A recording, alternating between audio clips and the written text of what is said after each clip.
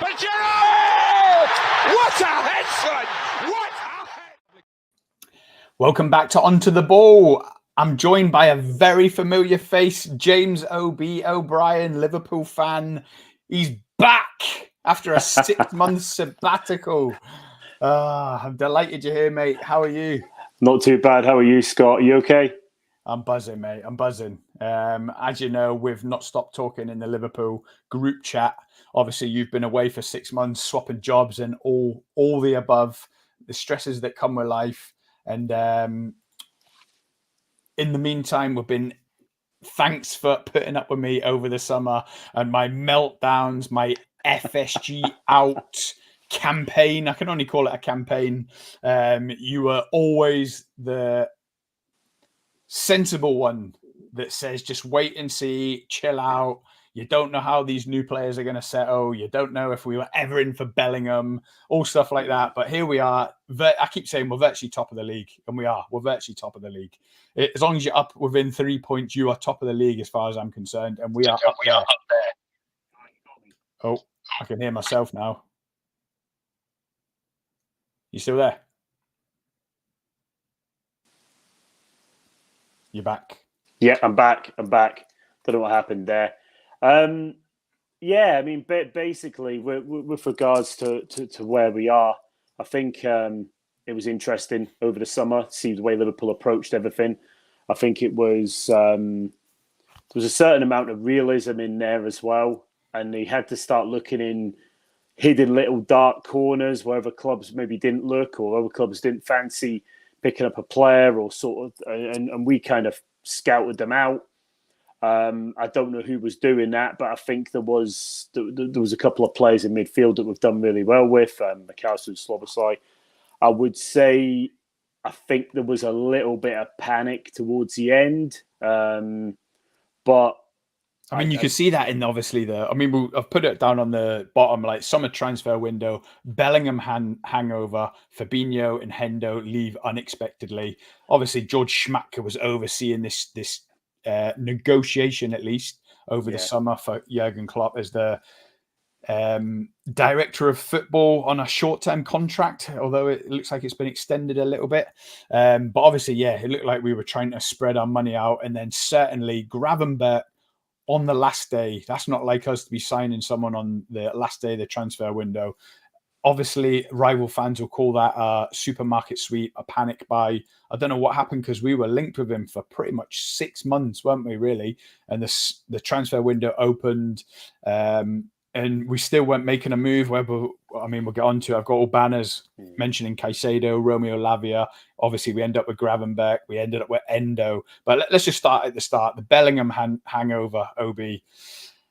We've had words. Obviously, I am absolutely of the belief that he was signing for us. It was nailed on. And the way the summer went on, again, we'll get on to it, the Caicedo bid. If we were in for Caicedo at 110 million, we were in for Bellingham at 89 million. And I don't care what kind of wages he wanted, whether it was 400 grand, whether we'd have paid 400 grand, but certainly up in the upper echelons of what Salah is on.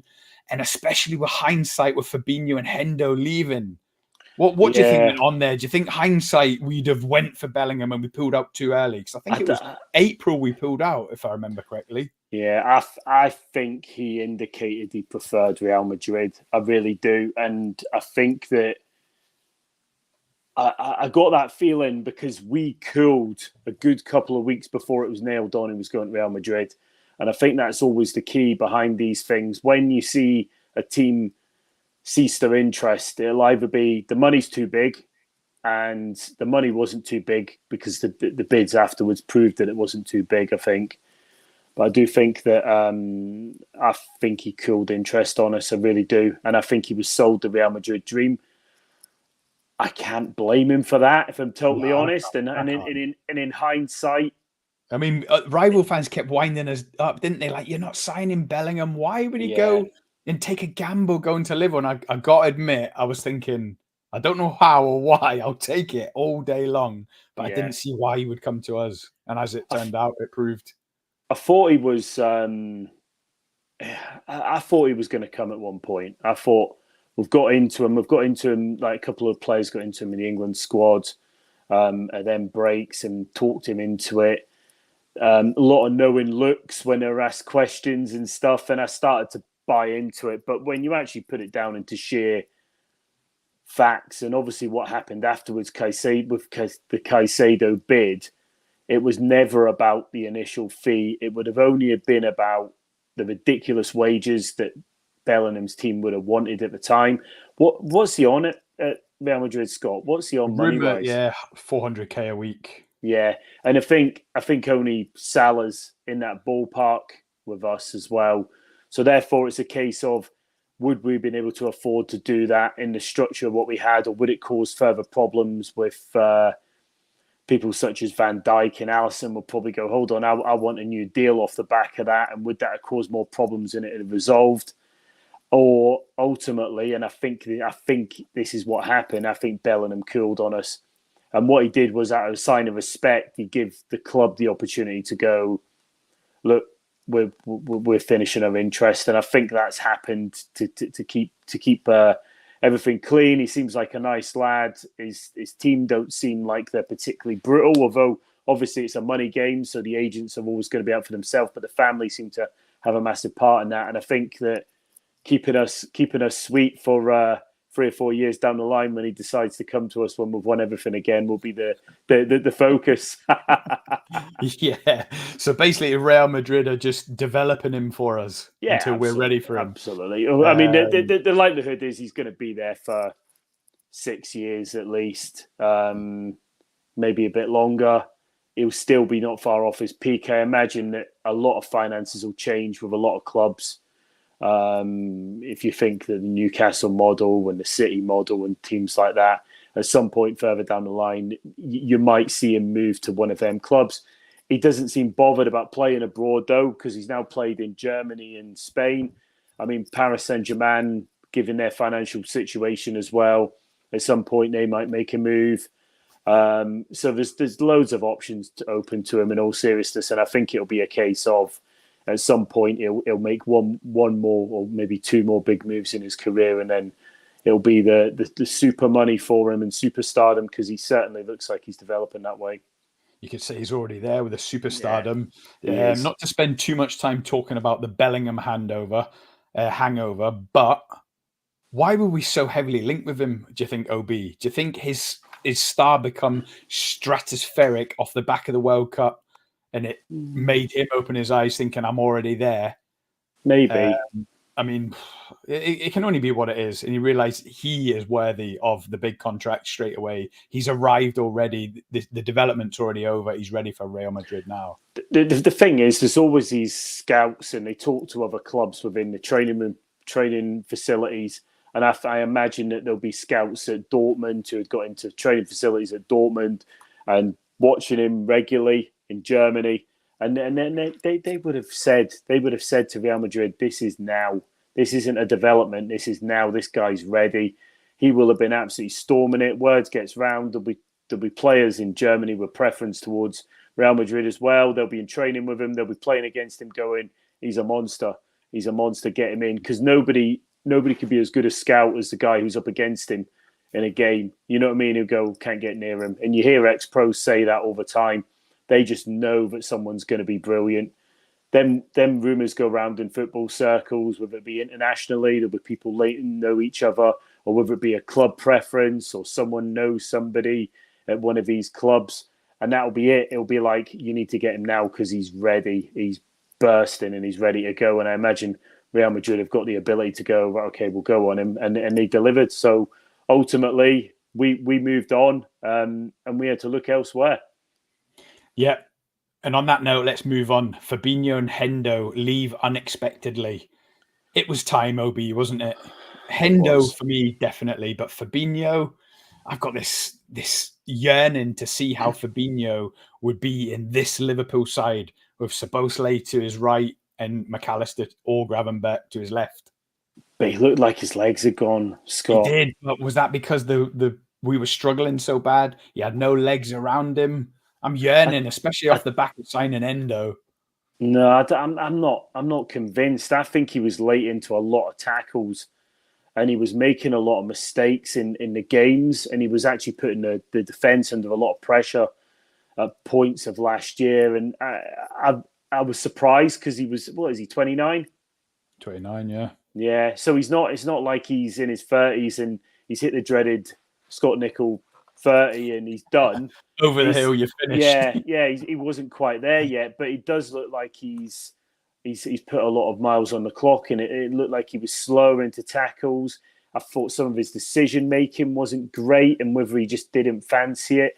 I mean, ultimately, the club will know from the stats, and they've got all the data and everything else to prove it, and they'll know medically if there was bigger issues. And I imagine that both him and Henderson have seen the writing on the wall and gone, we can cash in on our career here. We can go and do something. I think it suits everybody. And I don't think that window of opportunity into Saudi Arabia is going to be so easy for so long. So I think that it was right that then players left at this point. And then it was a case of, what can we get in? We haven't got Bellingham. How do we develop that? And we seem to move very, very quickly into McAllister, which says to me that it was a decision that was already made and probably made some time ago, and the agreement was there probably before the end of last season. Absolutely. We've got to move on. We've got to touch on the Caicedo bid. The real Caicedo bid? Phantom Caicedo bid? Was it real? We'll never know, will we? We'll never know. I was 24 hours, wasn't it? I was on Caicedo Friday. Were you on holiday? I was Caicedo Friday, and I woke up and I seen my phone, and it was like, "We're bid. He's coming to us," and I was like, "Oh my god, I can't believe it! I want him so bad." Yeah. And then what ensued in the next 24, not just the next 24, the next 48 hours, with Caicedo only wants Chelsea, and then 12 hours later they want Romeo Lavia as well, and our heads were just spinning. Thinking, what on earth has gone down here? It was a strange couple of days. I mean, I was on holiday, so I was 2 hours ahead of British time-wise, and I get up quite early on holiday and go and like take a walk down the beach and watch sunrise and stuff. And I was just, yeah, absolutely. You know, I'm that sort of guy. I'm down there. I'm like pulling all bits together to make sure we've got the right table and everything. I'm one of them, mate. But yeah, I mean, basically, it was. It looked like it was happening for a period of time. We went big on it. I don't know whether we just were prodding Chelsea to go hard and maybe distract them somewhere else. But you don't play that sort of Russian roulette with 111 million quid or whatever it was. It was more Romeo Lavia's feelings, wasn't it? Because he really was nailed on to come to us. Yeah, absolutely. And when he was on the bench, so he'd obviously indicated to the club, "I'm going to Liverpool. Don't play me." His head wasn't right. Yeah. And then it backfired on us massively. Well, it did. But I suppose the question is, given what we ended up going for, were these boys both supposed to play number 6? They were, weren't they? So ultimately, where was this money coming from, and why wasn't it distributed? So, you know what I mean? Because what we ended up doing, we've got Endo in for how much was he? He weren't much, was he? 16 million down, and then Grav for how much? I think that was 32 down. Yeah. So basically, the price for Romeo Lavia was spent on Endo and Gravenberch. Absolutely, and I think that's where the money was. I don't really see where that money was for Caicedo, but it happened. So it's a strange one. I don't know. I don't think we'll ever know. We'll never know. And look, come on, this is Liverpool under FSG. There was never £110 million there. It must have been some sort of Russian roulette gamble, like you say, to push Chelsea. But if Chelsea backed out and said, "Yeah, all right," I'd love to have known what happened. It would have been talked about for years, like Peter Odemwingie turning up at QPR. Imagine Caicedo turning up at Melwood for a medical, and we're like, "We haven't got the 111 million." But I'm wondering if it was the case that we were going to go for him and see what happened, and just try to like push it against Chelsea, knowing that there was only a small percentage, but if they landed him, and they'd be happy. I'm I seen wondering if that that article was the from case. his where his agent spoke about the pain of that day, where Brighton contacted him and say go to Liverpool for a medical. So it must have been on. Yeah. Well, Because if I he look, got on the I look. M6 up to Liverpool for a medical, what would happen then? I wonder where that 60 million quid's gone. Then that we were going to spend on that player. Whether we're going to reuse that in January, we'll wait and see, won't we? Yeah. So we signed SZOBOSZLAI, McAllister, Endo, and Gravenberch. We don't even need to talk about Endo, do we, Obi? Haven't seen enough of him. He looks like he's a busy player. I don't think he's terrible. I think He's he'll not terrible, but we've seen enough in the Europa League. He turns slower than Harry Maguire. And I know it's an easy. I know you could say, obviously, because my opinion on 30-year-old players, but when I watch him, I'm like, you're not getting in the Premier League. Yeah, and no one even tips him to start on a Saturday or a Sunday, do they? I imagine, given the price tag, relatively speaking, I think he come in knowing he would have to try and prove himself, and he's chosen to take that route, knowing that he'll probably be a bit part player unless he does something amazing, and he's backed himself. So I like the idea of having someone in the team like that or in the squad like that, because it's very possible that he could come good, and it's a worthwhile gamble, really, for the amount of money it is in relative terms. I mean, realistically, he's taken Milner, Oxlade-Chamberlain position in the squad, isn't he? 7th, 8th choice CM. Yeah. So you talk about that kind of money, if he's box to box, he's got the energy, if that's what he's renowned for. Yeah, it might not be a bad acquisition when you factor in FA Cup games, League Cup games, Europa League. That could be upwards of 20 games over the season if we got to the final. So he's going to definitely get games for sure. Absolutely. SZOBOSZLAI, I mean, we're running out of words of him already. Liverpool fans, I've seen a poll today. They voted him our best player so far, player of the year so far. Obviously, it's only been 10, 11 games, including Europe. But SZOBOSZLAI, he looks the real deal. Are we rightfully getting carried away? I think what surprised me most about him, considering he's come into a new league, is that he looks like he's grabbing games by the throat, Scott. And that's through a quality touch, a will. His pace surprised me. I don't know if he surprised you with his pace, but he's rapid. Everything about him, all his attributes. Height, strength, box-to-box pace, his shot. He's got a great shot on him, as we all know now. It's tackling as well. It's the way he wins the ball back so consistently is just like, it feels like like I said at the top of the pod, it feels like we've gone into the deepest, darkest corners. But he's not a real surprise, in as much as I've heard of him and I'd heard about him and I'd heard he was a good player in Germany and he's well thought of in Germany. And it was always he's the Hungarian captain, I believe, and he was like a future superstar, but nobody's really taken a chance on him. So I don't know what that was, but Klopp's obviously gone, I want this guy. He's got everything that we need. And it's proven right. And the speed he's settled at is absolutely fantastic. Even at that game yesterday at Brighton, where there was moments where it was tough. And I think last season we'd have lost that game. I felt like he was somebody who was making sure that we didn't. And he was doing everything in his power to make sure that we weren't going to lose that game. And he was still trying to win it, and he was trying to be positive all around the pitch, and basically a complete midfielder, which is why he's getting unfairly compared to Stevie G, which is it isn't right, because he hasn't done it for over a consistent period of time. He's 8 games into the Premier League season. There's been a few, obviously, cup games here and there in different competitions, and it's very, very early to be saying things like that, but it's a very, very strong start, and it does make me think that we've got someone very special. Let's get carried away, Obi. I absolutely love it. Obviously, McAllister, we know all about him, a World Cup winner. He's been getting a bit of grief after the performance yesterday away to Brighton. I don't think it's fair at all. Yeah, he had a stinker, an absolute stinker for 90 minutes. Culpable for the first goal. Probably more Van Dijk for me, but definitely he was so slow to receive the ball, no awareness of what was around him, and then it went downhill from there. He was misplacing passes all over the park all the time. I'd have actually took him off in the second half, put on an extra defender, gone 5 at the back like we did against Spurs, but we'll get on to that. But McAllister, it's unfair on him. He's getting played as a CDM number 6.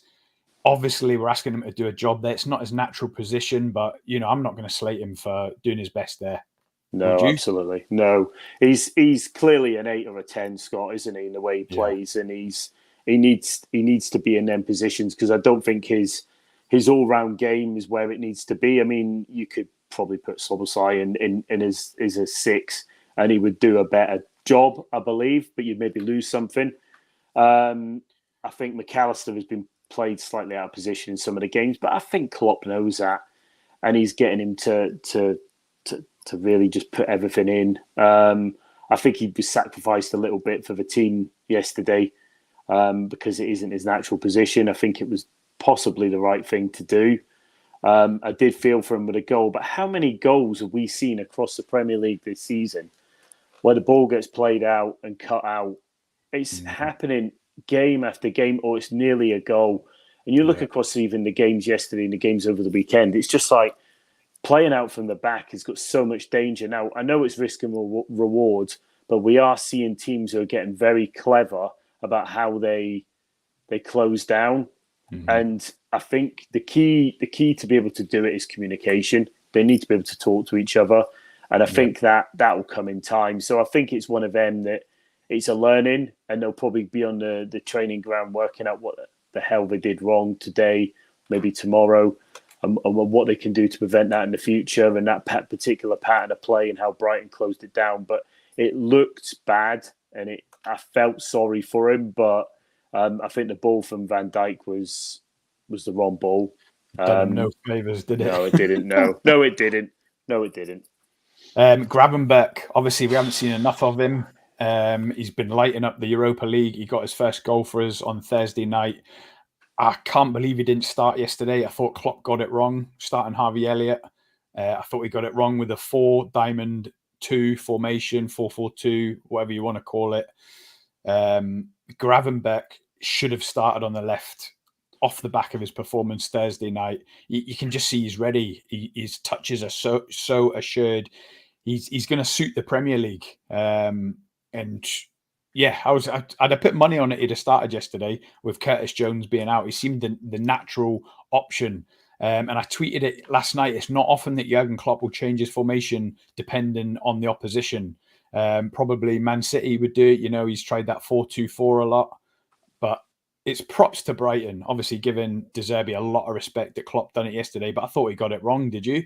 Yeah, I think I could see why he did it, because it meant that we had that extra man, and once we beat that press, we can then get a lot of ball in the middle of the park, and that diamond would provide that in the right circumstances. But it didn't feel particularly right.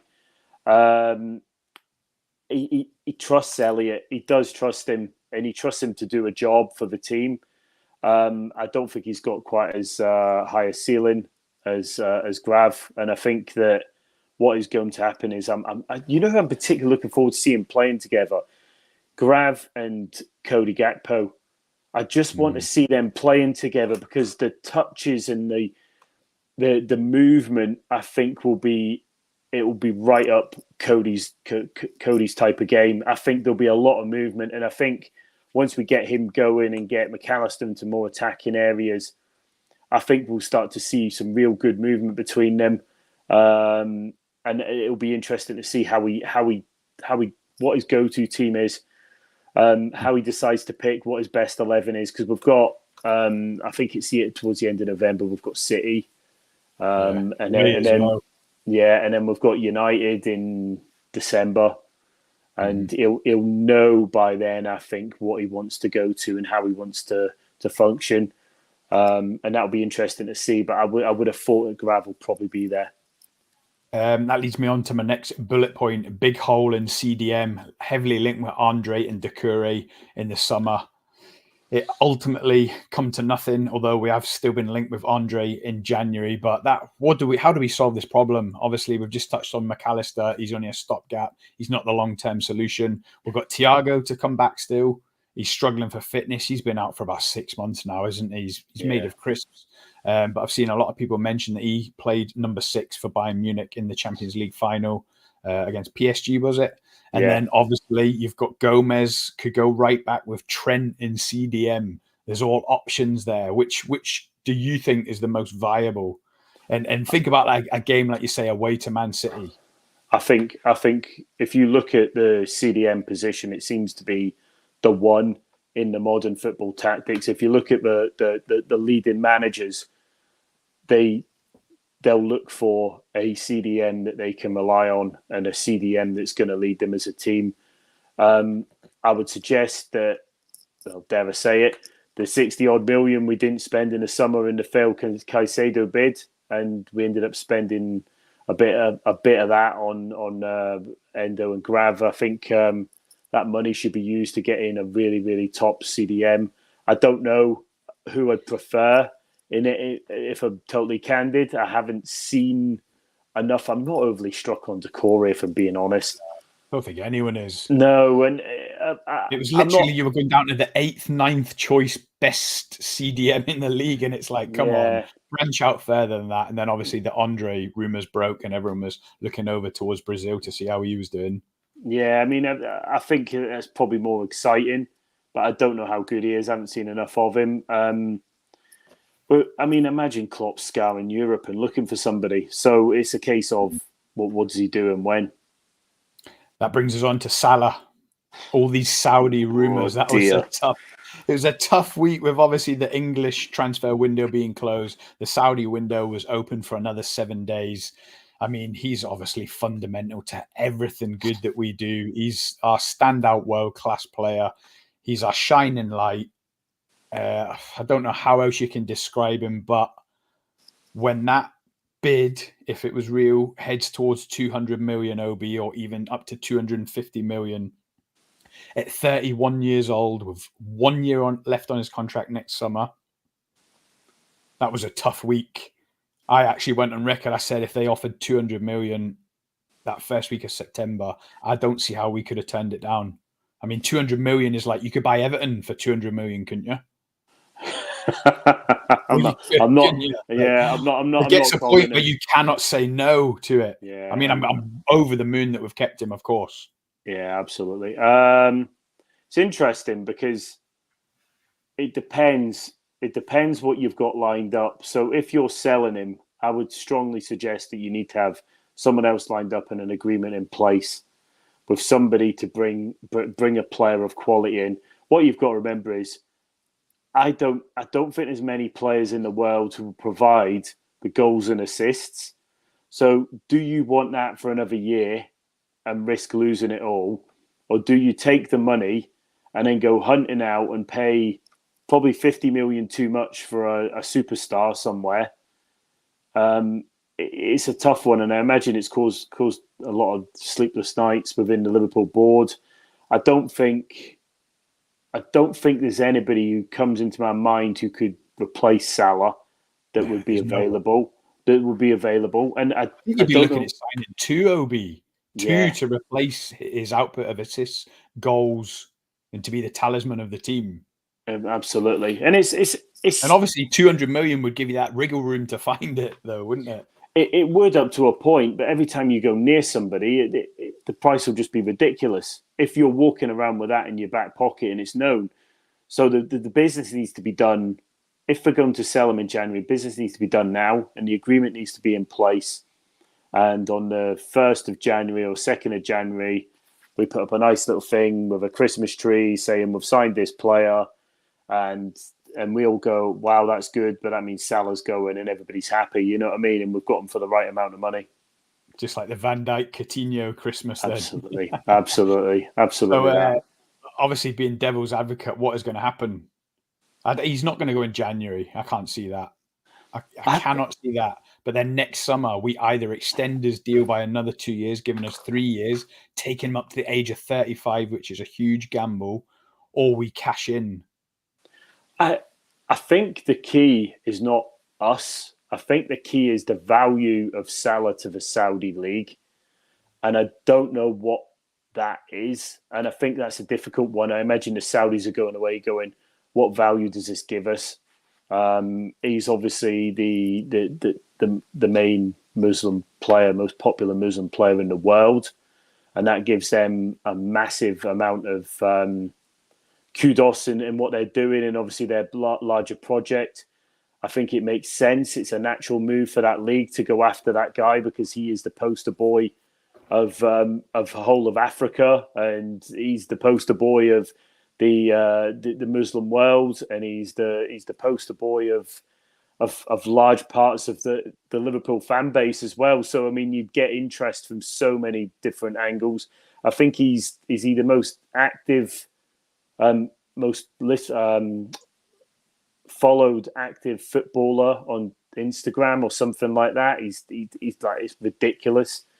The amount of likes and things, everything he posts up's got. So is there value in that? Is there exposure in that? And what do they want to do longer term? Because that's going to decide how they then make the decision on what he's worth. And if they come in and, like you say, if the numbers starts with a 2, he's going, and he'll go in January. And then it's a case of, do the Saudis then agree with Liverpool beforehand and talk to them and go, look, it's going to be start with a 2. Liverpool say we start looking for somebody else, and we'll get that deal in place quickly, because I can see it happening in January. I really can. Really? Yeah. Oh, it's going to be a lean Christmas. Right, let's get on to the start of the season. Obi, Chelsea draw. I'm still not over that handball from that corner. However, after yesterday's game, I've seen them handball by Van Dijk given. So to me, that's kind of leveled it out. And they do say it levels out over the season. So the Chelsea corner header, it was going into the goal. The hand stopped it from going in the goal. Yesterday, I've seen Van Dijk's given, so that cancels that out. The Bournemouth win, McAllister red card, it gets rescinded.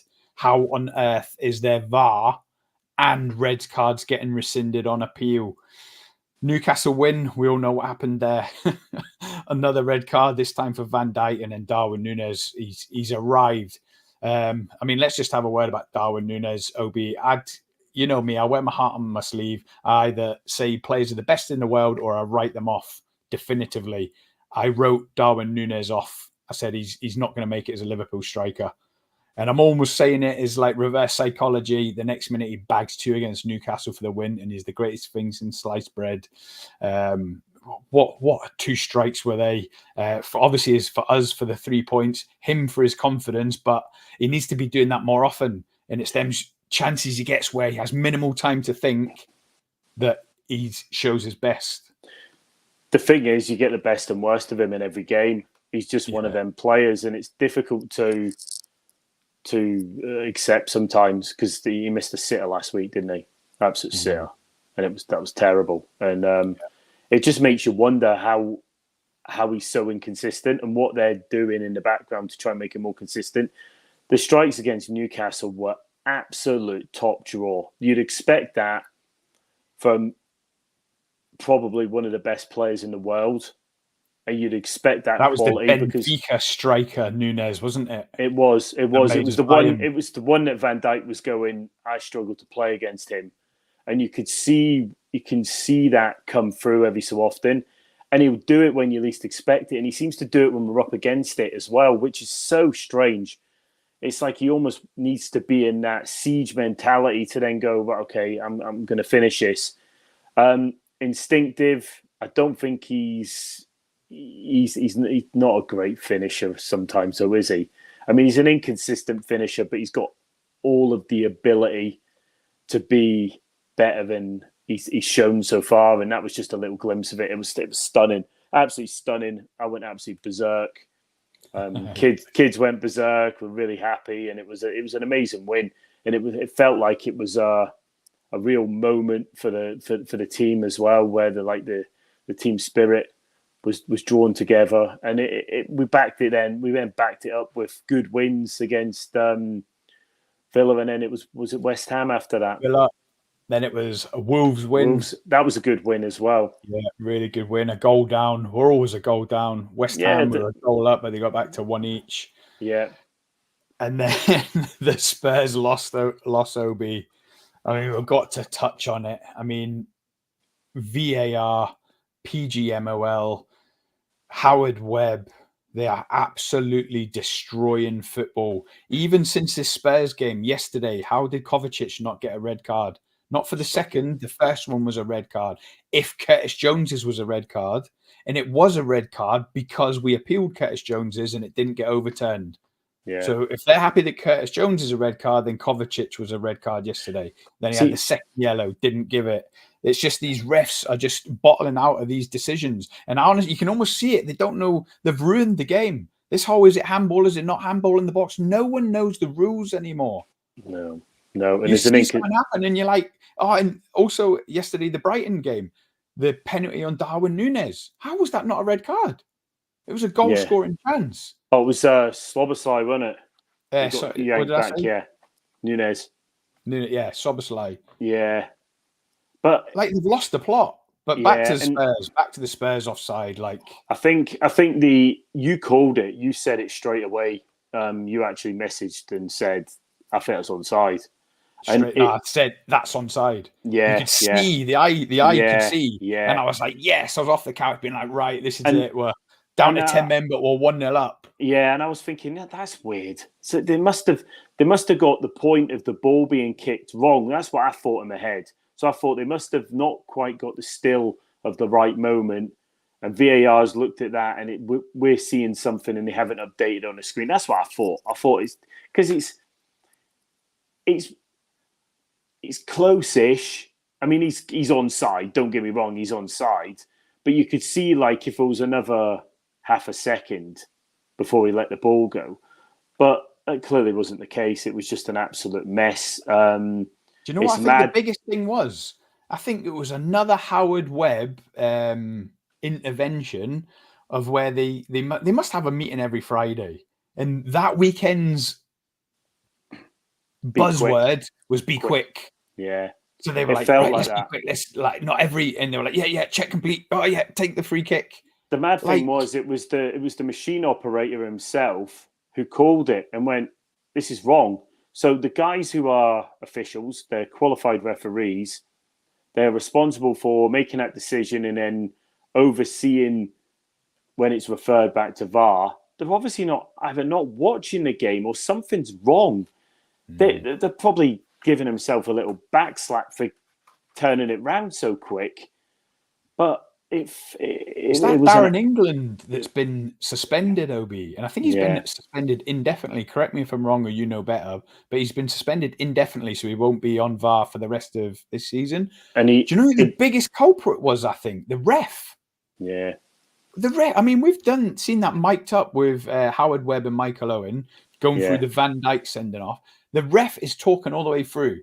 Right, I think it's a red card. Talk me through what happened. I'm just checking it back now. And he's talking to the VAR and he's talking to even Van Dijk. He's like, just hang on a minute. If he says it is, then you're going off. It's a red card. And he was talking. Yeah. That Simon Hooper, the ref, was just silent the whole way. Why was he not talking to him and be like, the linesman thinks it's off. I'm not so sure, but have a check. Yeah. Like, he was saying nothing. The only word he said was check complete. And you hear the ref go off.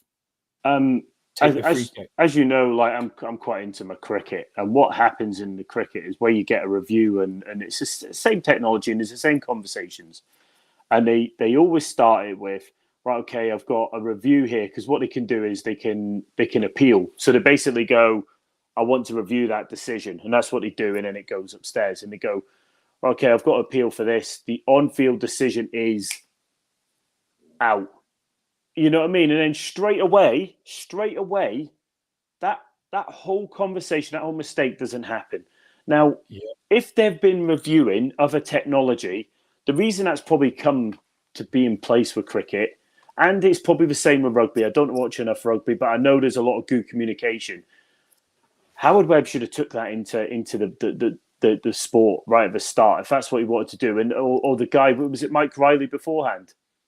Whoever it is, they need to make sure it's delivered in the right way. And it's just so frustrating that it's just basically communication amongst a load of people who should know better. But I keep saying this: the technology isn't to blame. The technology is the 100%, technology. 100%. It's if you get a load of idiots and they keep making the same decision, and you give them new technology, what are you expecting them to do with the new technology? Just make poor decisions around that. And Who was it that said at the weekend, Obi? It's not the car, it's the driver. One of the managers said it. Yeah. Well, that's a good way of putting it. It is. Sorry, mate, I'm just jumping in the comments. Serdow's joined us. Serdow founders on the Man United Galatasaray live stream, 3-2 Galatasaray. Cheers for joining again, mate. Really appreciate it. Looking forward to the Galatasaray welcoming Man United. Welcome to Hell rematch. We'll be streaming that for sure. But on the that VAR, isn't it kind of weird that Howard Webb and the refs have introduced this 10-minute injury time, 12-minute injury time? And players like Rafael Varane have been up against it, saying, look, we play enough games without adding an extra 10% on. And you can kind of see it, but to me, it was solving a problem that wasn't really there. How many people have ever said, oh, well, I've timed it and there should have been 19 minutes added on, there was only 3. Like, they've solved the problem that wasn't there. But how mad is it that they've added all this extra time on for stoppages and then ordered the VAR and the refs to hurry up making these decisions? So they hurried up the wrong decision in the Spurs match, and then they add on 12 minutes injury time yesterday in the Villa Wolves match. Yeah, it makes bizarre. No sense. I think either hurrying through it or you're not. Yeah, there's certain games where the amount of injury time is really high, and then there's other ones where there's hardly any, and there's no consistency behind that. The whole thing just doesn't make any sense. For me as well, I just want to talk about the Curtis Jones red card. I can see why they've said it's dangerous, but there's no intention behind it. His foot's rolled over the ball, and it's changed the position of his foot, and the studs have gone up as a result of that. That's less of a red card than what happened yesterday in the Arsenal City game. So I agree. It wasn't a red card. Yeah, there's an inconsistency there. You've seen the way his boot went in, Obi. He was trying to sweep the ball away from the defender, and it rolled over it. It was unfortunate. It was unfortunate. In real time, it looked nothing. And I think my understanding is the letter of the law is it's not about the intent; it's about the fact it happened. So ultimately, if that's the case, Obi, they said they're not going to re-ref the game. The ref seen it. The ref gave a yellow card. Yeah. So then you're going into the realms of, does the VAR operator think he's a better ref than the on-field ref? Well, it's the VAR ref, isn't it? It's the VAR ref that thinks he's a better ref, because the VAR operator seems to be the only person in the VAR booth who actually knows what they're talking about. So, but then you're talking about a pecking order, aren't you? Imagine Mike Dean, arrogant Mike Dean. I can't stand that guy. Imagine he was on the pitch and it was an inexperienced ref in the VAR. Would he have had the confidence to say, Mike, you've made a mistake there? I think that's a red card. Yeah, but like, it's interpretation, isn't it? And subjective. Do you know what the problem is with referees? And we draw this all back, is the reason VAR was brought in was they were rubbish. They were absolutely terrible. And anybody who says, oh, it was better beforehand, it wasn't. They were actually getting so much wrong all the time. There was a need for technology.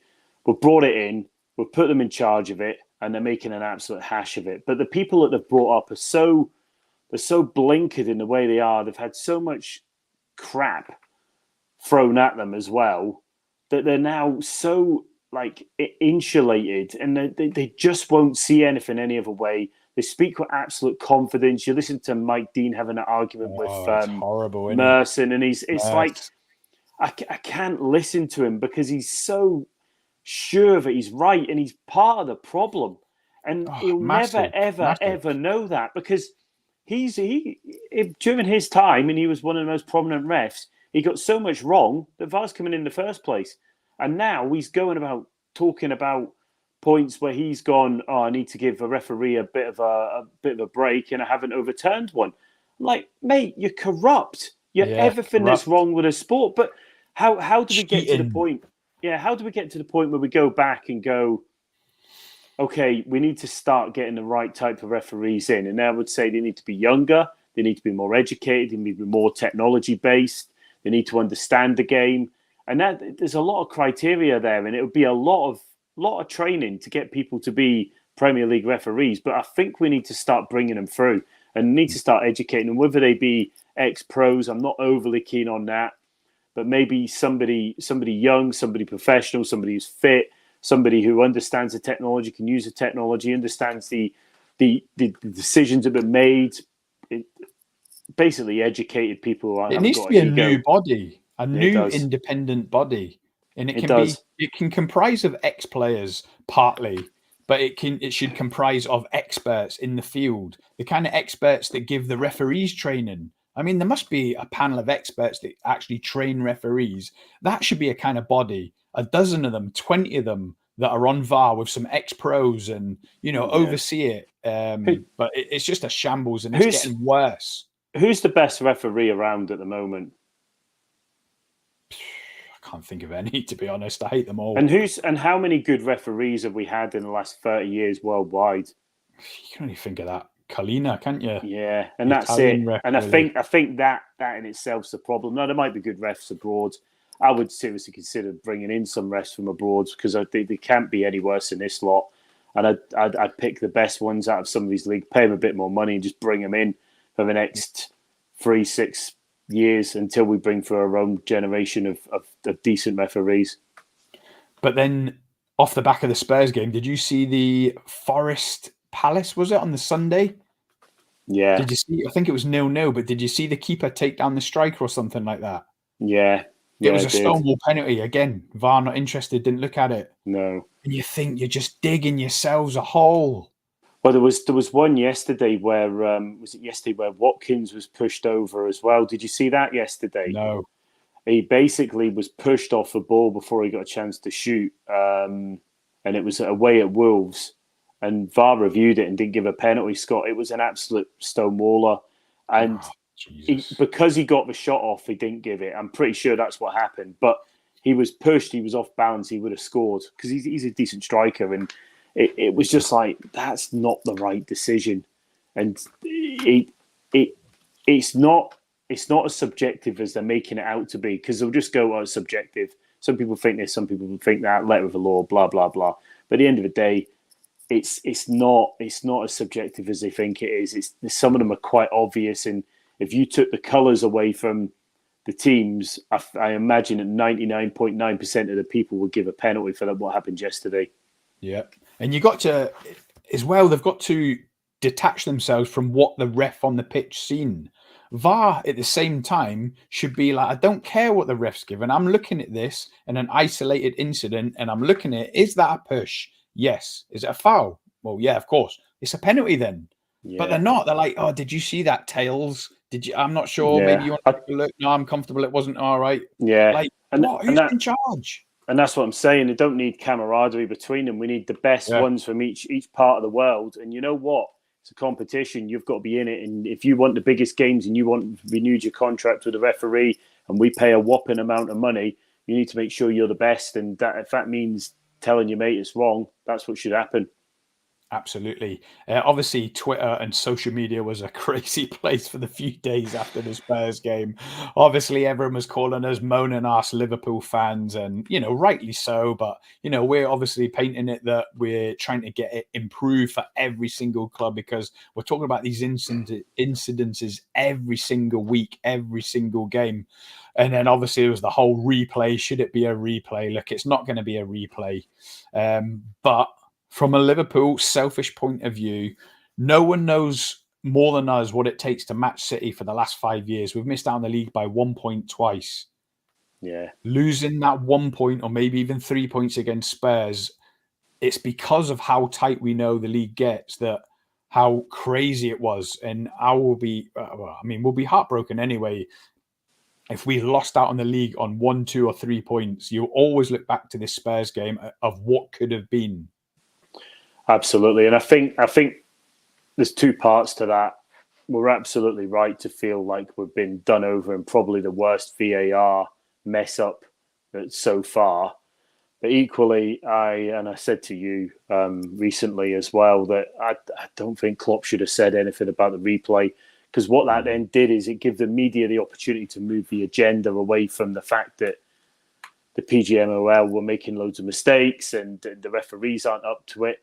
We should have kept on that page, and we should have just said, look, it's not for us to talk about whether it should be replayed. We just want it to be right in the first place. So what are you doing to change that right now? And it's not about us getting a game replayed, in my opinion, because it's never going to happen. And I don't think it's the right look to say it, because what it does is it gives everybody the opportunity to talk about something else. And you know what the media are like. They'll run a story for a day or two, then they coerce Klopp into saying what he thinks because he's quite straight talking. Next thing you know, it's about Jurgen Klopp says in his opinion he should have replayed it. And it's like Simon Jordan saying always the victim and all that. Yeah, exactly. Horrible man. Yes, absolutely. I'm on that page. Yes, right. Let's move on to more positive things. 8 games in, 5 aways already in the bag, and tough aways as well. Who fancies going to Brighton away, Spurs away, Newcastle away, and Chelsea away? We've ticked all them off straight away. We're right up in the top 4, right in the mix. It's been a great start. Let's have it right. Yeah, 3 points off the top of the table, sitting in 4th place. Going to the international break, chance to work with the players who are still there, chance for them to bond a bit more and get them communication lines going, understand what they're trying to do. Klopp gets a couple of weeks of practice with a certain amount of players. I mean, there'll be a few on international duty. We know that. It's the nature of the game. But it just gives us an opportunity to reset a little bit, look at where we are. I'm really pleased. I think we couldn't have asked for much more. I think the game away to Spurs doesn't sit right with me. And if we'd have got something out of that, would have been even closer. But ultimately, I think we can't then let that shadow cast over us for the rest of the season. We need to just get on with it, do what we need to do, and push on, really. But it does look positive. We are playing some nice football. We have got the ability to concede the first goal and score, and then come back and score a few. And we've seen that in the end of games. But if we can nab that and really get the defence working right, I think we could be in for a very good season. I can't wait. Biggest plus so far. What's the biggest positive of these first 8 league games, 10, 11, all in? I think it's the way the new boys have settled in overall. I think the way they've settled in, I think that they've shown enough to give us that there's the midfield rebuild has overall looked successful so far, and it's very, very early days. I think we've got some really good quality players. We look fresher than we did last season in the middle of the park. I think the attackers are benefiting off that. And our superstar Mo Salah is still doing the business. And it's like... Is he getting better, Obi? I don't know. I was driving home tonight thinking of this poddy with you, and I was thinking, yeah, he might not have the same pace as he did 3-4 years ago, but I think he might be getting better. He's stronger, isn't he? He's all that muscle he's put on. He's quick enough to be able to get to the ball first. He's clever enough with his runs. He scares teams to death at times in games, and they double up on him. Every time Alisson gets the ball in his hands, teams panic because they're looking to see where Salah is and what run he's making. And we saw that with Brighton yesterday, where they got away with one, but it was basically, I think they were panicking because they thought that Salah was going to get it. Remember like the goal against City last season. I think he's a brilliant out ball every single time because he drifts into wide positions. He'd be horrible to play against, wouldn't he? And he's quality. He really is. He's our world-class footballer, and without any shadow of a doubt. And it makes what might happen in the next 6-10 months even more difficult to work out. Absolutely. We've got to give a nod to the defence because obviously we had this midfield rebuild, and we've all said January, maybe not January, but next summer, we've got to be looking at not rebuilding the defence, but certainly reinforcing the defence. But we've had Van Dijk out suspended. We've had Konate injured. We've had Trent injured. And we've had Gomez come in. Matip seems to have a new lease of life.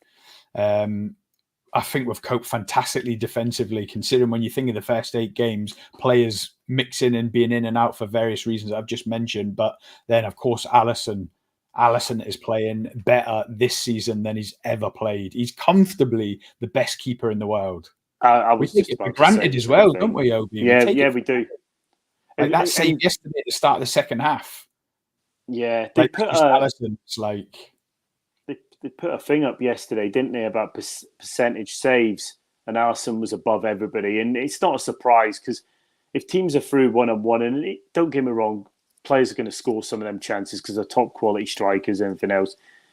I always think he's going to save it, and it's that's the level that we've got to. You remember when we had Simon Mignolet and it go through, and anybody went through 1-on-1, it was a goal. It was always a goal. Now he had good attributes and he had other things he was good at as a goalkeeper, but a 1-on-1 he was never going to save it. You think if anybody gets a penalty against us, you always fancy Alisson to save it, and he doesn't always. But it's just the level of confidence in that goalkeeper.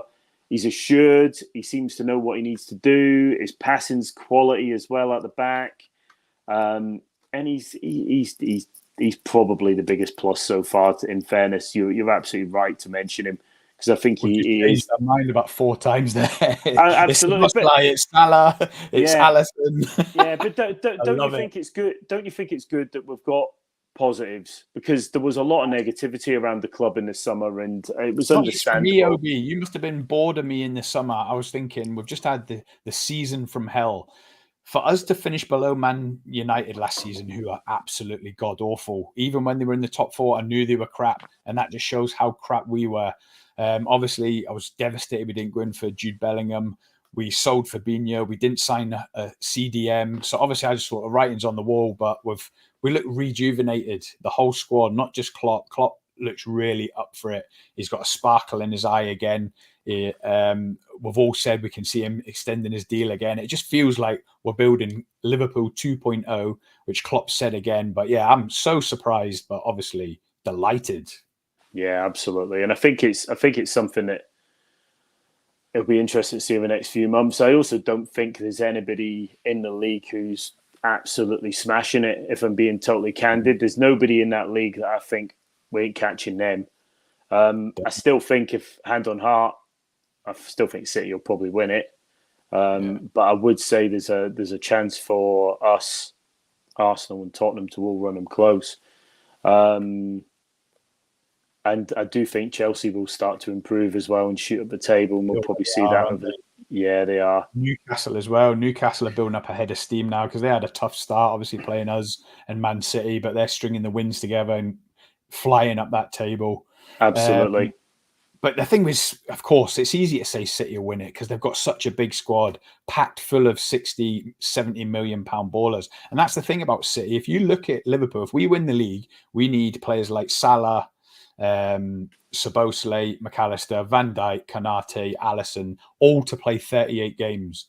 The thing with City, barring their goalkeeper, they only need these big players to play around 30 games. They've got a squad so big. I looked at it last season. I think there was only 3 or 4 players that played more than 30 games. Yeah. I mean, that tells you everything you need to know. Like, you've got Saka, Odegaard at Arsenal trying to go toe-to-toe with them. They all played 37, 38 games. It was obviously Van Dijk, Salah. But if you look at Man City, I think they only had like Rodri, Haaland, maybe Kyle Walker. They were the only players that were 30 plus. Everyone else was 26, 27, 28 games. And it just, you can see it there. But moving on to biggest disappointment so far, I think we've already touched on it. The biggest disappointment for us, obviously, is the refereeing and VAR. They've absolutely screwed us over with red cards. Obviously, the Luis Diaz offside. It feels like it's us against the world, doesn't it? It does. But I mean, I don't want to focus too much on it because I think it could sidetrack our season. So, I mean, from my perspective, the biggest disappointment is the amount of games that we've gone behind 1-0, Scott, because we're putting ourselves under pressure and it's unnecessary. I would it's like exciting, to see though, isn't it? It's exciting, and you know what? As a neutral, you'd be thinking, "I want to watch them," because you never know quite what's going to happen, and they're probably going to concede, but they'll have all this attacking flair and great games. I mean, the game yesterday was fantastic. I imagine it's fantastic as a neutral to watch it. I'd rather we went and killed the game off, to be quite honest with you, because from my perspective, I'd rather we won the game. But Yeah, I can see why people are enjoying watching us so much. I just think we need to tighten up defensively a little bit. I think there's still question marks around the form of a few of them, and it's about us managing that and trying to start a game a bit quicker. Because if we concede the first goal against City, we're going to struggle. And we need to be ready for that. And we're not going to keep getting away with it by coming back. We might well do, to be fair, but it's going to become increasingly difficult because teams are going to shut up shop, and some of the teams that we'll have coming up over the coming months will be better defensively than what we've played against so far. Yeah, you're never going to win anything at 1-0 down every game, are you? So yeah, No. we've got to kick that habit. But word for Ryan Gravenberch yesterday, come on at halftime. That chance that hit the bar, I mean, how'd you luck? Yeah. If that had just went in the roof of the net just a couple of inches below, man would have been flying. Would have comfortably seen that game out, I think it would have invited them onto us and we could have got a fourth and a fifth, just like Villa slapped them 6-1. Absolutely, and I think it was the small margins, isn't it? We could have done that. I thought that Brighton really come back well, showed a lot of steel yesterday. I don't quite know what Robbo was doing. That was madness. Saw it about an hour ago, and I just looked away. To be honest with you, after I seen it, I thought it's just bizarre. And even if he had a call, he's the first man. And you know what? If he sticks a leg out and it goes in, that it happens. It happens. He must have had Joel Matip on his mind from the week before. And if he did, and then pull out. Yeah, if he did, that's not a good place to be. So he just should have swung his foot at it. And if it goes in, it goes in. I would have rather he did that than just leave it and let, of all people, Lewis Dunk to sneak in.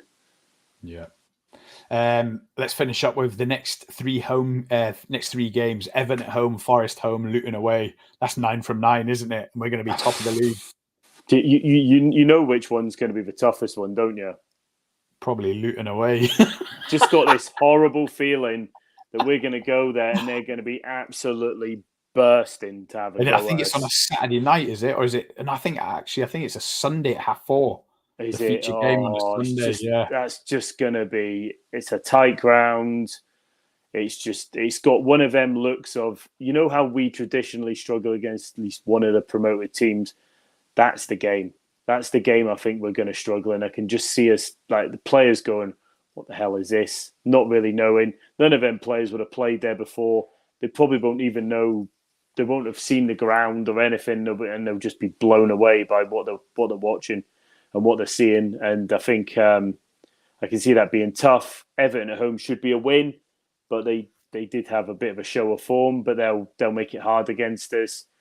I think Forest looked good in some games. I think they were a bit unlucky in some games. I just think we look too strong at home now, Obi. We're back like at home. Anfield is a real tough place to come to again. I can only see 6 points from 6 again from them too. Obviously, being the half 12 game on a Saturday again after an international break, you don't know what that's going to mean for the likes of Nunes, Luis Diaz. It's just our luck. And it's again, the FA are against us. They're punishing us. Well, I don't know about that. I mean, ultimately, I think it's decided by the TV companies. It's a big winner. I imagine the police have gone. We'd rather have a game earlier in the day as well, make it easier. So it's always going to lend itself to that being the case. I just hope that the players either don't play when they're on with their international teams, or they come back absolutely fine and raring to go. Because in normal circumstances, if it wasn't an international break, I'd see that as a relatively easy 3 points. But I do think it's going to be a little bit tougher. I think Forest, we should be okay, but they are a decent side. But just got this feeling about Luton away. Don't jinx it, mate. Don't jinx it. But at least it's at home after this international break. Yeah. I'm just going to end up. Sir Dow's still with us. Gravenberch over Elliott all day long, mate. All day long. Every day. Absolutely. Nothing against Elliott. I've just questioned whether he's going to make it as a top flight baller with Liverpool FC. Good squad player, good off the bench, good to fill a hole when you got injuries, suspensions. But the jury's out. But Gravenberch, get him in. He's ready. If that means Thiago, CDM, Gravenberch, SZOBOSZLAI, McAllister, Trent coming in there, we've got options. Who knows what's going to happen? Obi, I'm absolutely delighted that you've made a return to the channel. I hope you're not going to be a stranger and come on for more Liverpool match reactions or previews. Absolutely. Again, I hope you've enjoyed it. Yeah, really have. If anyone's made it this far, don't forget to hit that like. And if you're new to the channel, make sure and hit that subscribe for more Liverpool and Manchester United content. Me, Travis, Obi, our new member, Naz, who's a Man U fan. We'll see you all on more videos. Nice one. Cheers, Obi. Thanks, everyone. Header. But Gerrard! Oh, you beauty!